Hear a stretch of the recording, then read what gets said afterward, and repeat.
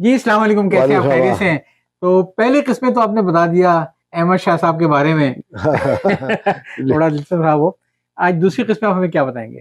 قاسمی صاحب سے عقیدت رکھنے والی ابھرتی ہوئی شاعرہ اور ادیبوں نے انہیں باپ کی جگہ دی اور انہوں نے بھی ان کو بیٹیوں کی طرح محبت اور انسیت سے جواب دیا. شاید آپ کا جو اشارہ ہے وہ پروین شاکر کی پروین طرف ہے. شاکر اور ایک منصورہ بھی تھی جو ان کے ساتھ اچھا، زیادہ معروف پروین شاکر شاعرہ تھی جن کا واقعی باپ بیٹی کا تھا روحانی. اور دراصل وہ یہ ادب میں رہنمائی کی طلبگار تھی جو قاسمی صاحب نے دی.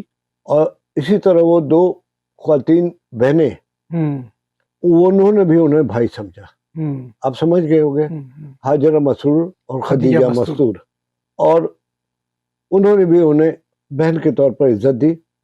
خواتین کے ساتھ ان کا پرخلوص برتاؤ رہتا تھا. فتح محمد ملک کی کتاب ہے ندیم شناسی، 400 صفحے کی کتاب ہے. صرف ندیم صاحب کا ذکر ہے. وہ لکھتے ہیں کہ ندیم کے جو قریب ذریع دوست وہ بھی اس پہ اعتراض کرتے تھے اور منٹو تو اسے فراڈ سمجھتے تھے. اچھا، منٹو کی اگر آپ پڑھیں تو اس کی زبان پر فراڈ بہت چڑھا رہتا تھا، ہر چیز کو فراڈ کہتے تھے. احمد ندیم کی قاسمی کی شخصیت اور کردار کو اس حسن کو سمجھنے میں ندیم کے عزیز ترین دوست بھی ناکام رہے. ان میں منٹو اور صفدر میر کے سے دوستوں اور رفیقوں نے تو برملا ندیم کی اس ادا کو ریاکاری سے تعبیر کیا کہ وہ ہر جوانی میں ہر ابھرتی ہوئی ادیبہ کو بہن کہتے تھے، اب بڑھاپے میں ہر ہونہار ادیبہ اور شاعروں کو بیٹی کا مقام بخش دیتے ہیں. پروین شاکر نے پہلا مجموعہ ہے خوشبو، بڑا طویل مجموعہ ہے، مجھے جہاں تک یاد پڑتا ہے کوئی 350 صفحات کا تھا. صحیح. اس میں انہوں نے انتصاب کیا ہے. انتصاب کے الفاظ کیا ہے وہ پڑھتا ہوں میں. اپنے امو کے نام جو دنیا کے لیے احمد ندیم قاسمی ہے. اسی میں انہوں نے ان پر نظم لکھی ہے سر شاخ گل، قاسمی صاحب کے نام کی گئی ہے. 2-4 لائنیں پڑھ دیتا ہوں. وہ سایہ دار شجر وہ مجھ سے بہت دور ہے، مگر اس کی لطیف چھاؤں سجل نرم چاندنی کی طرح میرے وجود میری شخصیت پہ چھائی ہے. وہ ماں کی باہوں کی مانند مہرباں شاخیں جو ہر عذاب میں مجھ کو سمیٹ لیتی ہیں. وہ ایک مشفق دیرینہ کی طرح شریر جھونکوں سے پتوں کی نرم سرگوشی میں کلام کرنے کا لہجہ مجھے سکھاتی ہے. وہ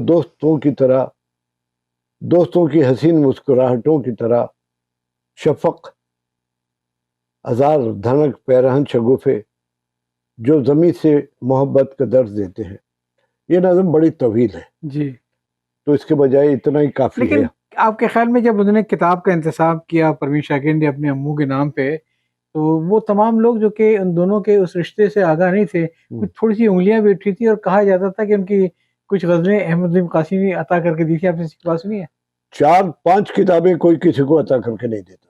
وہ تو خیر بعد میں ثابت کر دیا نا. نہیں، وہ پروین شاکر سے میرا سامنا 1970-71 میں یونیورسٹی میں ہوا. جی انگریزی میں امی کر رہی تھی جی، اور اس کے کچھ عرصے بعد ہی انہوں نے شاید 76 میں پہلی کتاب. وہ تو آپ نے بہت اچھا اور بڑا جامع تذکرہ کیا تھا. وہ تو دور ہے لگے جی.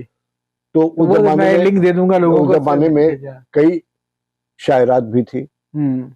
ایک شاعرہ شمع نور بھی تھی، وہ بھی آج کل کینیڈا میں آئی ہوئی ہیں. آج کل جو کراچی میں ٹیلنٹ ہوگا وہ تو جگہ بنائے گا. الزامات سے کیا ٹیلنٹ جگہ بناتا ہے، کوئی کسی کے سہارے چل نہیں پاتا. بالکل صحیح بات ہے. ندیم صاحب کی پرورش اسی تہذیبی اور معاشرتی ماحول میں روحانی اصول و اقدار کے گہوارے میں ہوئی تھی. چنانچہ وہ عمر بھر انہی اصول و اقدار کے حسن کو اپنا حسن عمل بنانے میں مصروف رہے. وہ ان اصول و اقدار کو جدیت کے نام پر پامال ہوتے نہ دیکھ سکتے تھے. اس کے آگے یہی فتح محمد ملک صاحب نے ایک واقعہ لکھا ہے، تفصیل سے تو نہیں ذکر کیا ہوں میں. نوم راشد نے ایک گھٹیا جملہ ان سے کہا جو ان کی منہ بولی بہن ہاجرہ مسرور اور خدیجہ مستور سے ہے۔ قاسمی صاحب نے اس کا اتنا برا مانا اور ان سے کہا کہ اگر آپ نون میم راشد نہ ہوتے تو میں اتنے زور کا تماچا مارتا کہ آپ کا چہرہ بگڑ جاتا۔ دل کو لگی ان کی بات۔ ہاں، اور راشد صاحب لکھتے ہیں کہ یہیں سے ہمارے اور قاسمی صاحب کے درمیان تعلقات میں گرا پڑ گئی۔ یعنی ان کو اپنی غلطی کا احساس نہیں ہوا بلکہ وہ تو اسے آنا کا مسئلہ بنا لیا۔ فنی جملہ ہاں، سمجھ ہاں، رہے تھے۔ وہ ندیم صاحب نے ذکر کر دیتا ہوں، قاسم صاحب نے کہا کہ بھئی ہم کو ریڈیو کے لیے کچھ اور خواتین ادیبوں آرٹسٹوں کی ضرورت ہے۔ تو راشد نے بولا کہاں سے لائیں؟ 2 خواتین کو تو آپ نے پلو باندھ رکھا یا اس طرح کا کوئی جملہ کہا تھا۔ تو اس پر ان کا ریئیکشن یہ تھا۔ حاجرہ مسرور نے اپنے مضمون میرے بھیا میرے لالا میں قاسمی صاحب کے ساتھ اپنے تعلق کے آغاز پر یوں روشنی ڈالی ہے۔ بتائیے۔ ہمارے اور لالا کے وہ لکھ رہی ہے کہ اس تعلق کی ابتدا بڑے سرسری انداز سے شروع ہوئی جب میں نے اور خدیجہ نے اپنے افسانے لطف لطیف میں چھپنے کے لیے بھیجے تو یہ محترم و مکرم لکھتے تھے۔ جواب میں وہ محترمہ و مکرمہ کے رسمی الفاظ سے خط و کتابت کا آغاز ہوا۔ اب یہ حاجرہ مسرور کہہ رہی ہیں ایک دن خدیجہ اور میں جلتی دوپہریہ میں تازہ آئے ہوئے رسالوں میں غرق تھے۔ اچانک خدیجہ نے پوچھا حاجرہ اگر کبھی اتنے بہت سے لکھنے والوں میں سے کسی سے اپنا دکھ سکھ بیان کرنا پڑے تو کس سے کہو گی؟ اور یہ سمجھ کر کہ وہی سمجھا جائے گا جو تم نے کہا ہے، کہیں اس میں باتیں شامل نہ کی جائے۔ تو ان کا جواب تھا احمد ندیم قاسمی سے۔ ان کے افسانوں میں عورت محترم ہے۔ پھر اس کے بعد ہم نے محترمی و مکرمی احمد ندیم قاسمی کو خط لکھے تو بھائی کا لفظ بے ارادہ ہی ٹپک پڑا، اور کیسی عجیب سنسنی خیز بات تھی کہ ہمارے اس محترم و مکرم بھائی نے اس لفظ کو اڑا کر اپنے سینے سے لگا لیا۔ وہ اس وقت لکھنؤ میں تھی دونوں بہنیں، اور لالا یعنی قاسمی صاحب پشاور میں، کہ منہ بولے بھائی بہن کے رشتے پر کسے جانے والے فقرے بھی ان تک پہنچنے لگے۔ ندیم لالا کی فطرت کا 5 صدی سے زیادہ عرصہ سے ہمارے کتنے ہی اہل قلم حضرات کی نجی گفتگو میں محفلوں میں طنزیہ گفتگو کا موضوع رہا ہے۔ وہ مزید لکھتے ہیں کہ اگر لالا یعنی قاسمی صاحب اگر کسی عورت کو اغوا کر لیتے، کسی کو قتل کر دیتے یا کسی کو قتل کر دیتے یا ڈکیتی کے واردات میں ملوث ہوتے تو شاید کچھ لوگوں کے لیے یہ حرکت قابل معافی ہوتی، لیکن لالا کے اکثر نکتہ چین ان کے مزاج کی شائستگی کو قطعی غیر شاعرانہ اور غیر انسانی سمجھتے تھے۔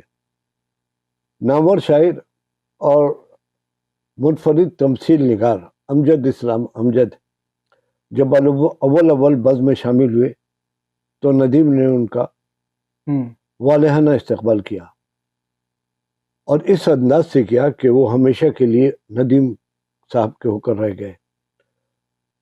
امجد اسلام امجد نے قاسمی صاحب کے ادبی فیضان کا ذکر اپنے خوبصورت نظم بعنوان اس کی تحریر کی خوشبو میں کیا ہے۔ وہ کہتے ہیں شخص کی آنکھوں میں فروزاں دیکھی، اس کے نکھرے ہوئے باطن کی چمک، اس کی تحریر کی خوشبو میں گلفشاں دیکھی، اس کے مہکے ہوئے لہجے کی کھنک، اس کے کردار کے پردے نمایاں دیکھے، عظمت آدم خاکی کی جھلک۔ اس نے بتلایا مجھے کیسے فنکار کا فن اس کے احساس کی قوت ہے، صحیح جنم لیتا ہے۔ اس نے سکھلائے مجھے کوئی کس طرح زمانے کو مسرت دے کر اپنے حصے میں علم لیتا ہے، آسماں کون سے لوگوں کے قدم لیتا ہے۔ کیا جملے ہیں، واہ واہ واہ۔ قاسمی صاحب نے یہ نظم شاید اور بھی ہے لیکن پھر بڑی ضروری۔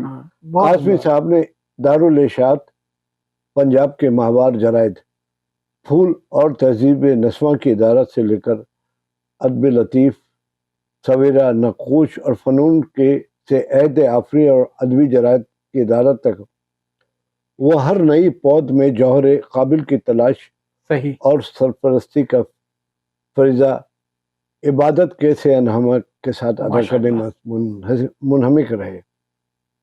انہوں نے اپنے آخری مجموعہ کلام ارض و سما کا انتساب بجا طور پر جی جی نسل نو کے نام کرتے ہوئے اپنے درج ذیل شعر سے کیا ہے۔ ندیم میرے پہلو میں تھی نسل مستقبل، ندیم میرے پہلو میں تھی نسل مستقبل، میں صرف ایک تھا اور بے شمار ہو کے چلا۔ قاسمی صاحب کی پرورش تہذیبی اور معاشرتی ماحول میں روحانی اقدار کے گہوارے میں ہوئی، چنانچہ وہ عمر بھر انہی اصولوں کو جدیدیت کے نام پر پامال ہوتے ہوئے نہیں دیکھ سکتے تھے۔ صحیح صحیح قاسمی صاحب کا کہنا اپنی شاعری اپنے افسانوں کے تعلق تھا، شعر ہے کہ صرف ایک حسرت اظہار کے پرتوں ہیں ندیم، صرف ایک حسرت اظہار کے پرتو ہے ندیم، میری غزلیں ہوں کہ میری غزلیں ہوں کہ نظمیں کے فسانے میرے، کہ فسانے میرے۔ واہ! جب ایوب خان نے اپنے مشیروں کے مشورے سے پروگریسو پیپرز مل پی پی ایل پر قبضہ کیا اور ٹرسٹ بنایا تو اعلان کیا کہ تینوں اخبارات کے اسٹاف کا کوئی بھی فرد غیر حاضر ہو تو اسے گرفتار کر لیا جائے۔ صحیح۔ تو مظہر علی خان اپنے گھر بیٹھے رہے، وہ ایوب خان کے ماشاء اللہ کے اہم رکن جنرل شیخ کے ہمدرد تھے۔ اچھا، تو انہوں نے کچھ نہیں کیا؟ پھر کچھ نہیں کہا گیا، سیاں بھائی کو اتوار تو سبت حسن کمیونسٹ تھے اور لیل و نہار کے ایڈیٹر تھے، وہ بھی جاری رہے۔ قاسمی صاحب سے ارشاد ہوا کہ آپ امروز کی ادارت جاری رکھ سکتے ہیں، امروز اخبار۔ انہوں نے کہا کہ کیا میں آپ کا مخبر ہوں کہ میرے ساتھ یہ کرم فرمائی ہو رہی ہے؟ انہوں نے استعفیٰ لکھ کر دموں پر دم مارا۔ اسلام آباد سے قدرت اللہ شہاب، وہ شہاب ناوے تشریف لائے کہ ندیم کو راہ راست پر لے آؤ۔ وہ مجھے ملک نور جہاں کے مقبرے کے ویرانے میں لے گئے اور فرمایا آپ کی طرح میں بھی ادیب ہوں، اب میری سمجھ میں نہیں آ رہا کہ آپ یہ موقع کیوں گنوا رہے ہیں۔ صحیح۔ آخر کار قاسمی صاحب نے انہیں اپنے مستعفی ہونے کا قائل کر لیا اور دل میں یہ دکھ لیے دفتر امروز کی سیڑھیاں اتر کر آ گئے۔ جی۔ ان کی زندگی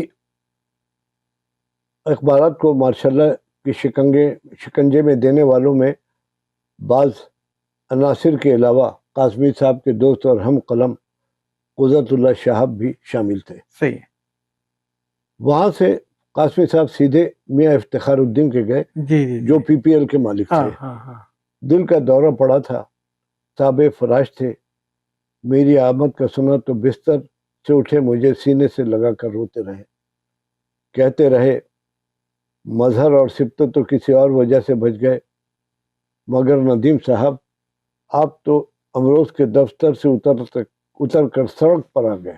صحیح صحیح۔ اصل قربانی تو آپ کی ہے اور میرا دل آپ کی قدر سے چھلک رہا ہے۔ اس سے ہٹ کر قاسمی صاحب کی زندگی میں بے لوث اور بے پایا اثر ماں کی ذات سے پھوٹنے والا یہ انداز ندیم کو بتدریج ادب انقلاب کے باہی تعلق کے اس بات کی راہ میں ڈالتا ہے۔ صحیح۔ مجھے ماؤں کو فقر و فاقہ سے آزاد کرنا ہے، شعر ہے یہ۔ مجھے ماؤں کو فقر و فاقہ سے آزاد کرنا ہے، مجھے بچوں کے چہروں میں گلابی رنگ بھرنا ہے۔ واہ! محنت محبت چاہیے مجھ کو، صباحت چاہیے مجھ کو، بغاوت ہے اگر یہ تو بغاوت چاہیے مجھ کو۔ یہی میرا ادب ہے اور یہی میری سیاست، میرے جمہور ہی ہے میری فنکاری کا عبادت۔ واہ! بھائی اب تک جو کچھ ہم نے بیان کیا جی وہ فتح محمد ملک کی کتاب سے بیان کیا ہے۔ اس میں مختصر استفادہ کیا تھا پروین شاکر کے مجموعے سے اور ان کی نظم سے۔ میرا خیال ہے یہاں تک ابھی روکتے ہیں اس کو اور اب باقی باتیں پھر آتے ہیں تیسری قسط کے اندر۔ تو بڑا مزہ آ رہا ہے آپ کی باتیں سن کے۔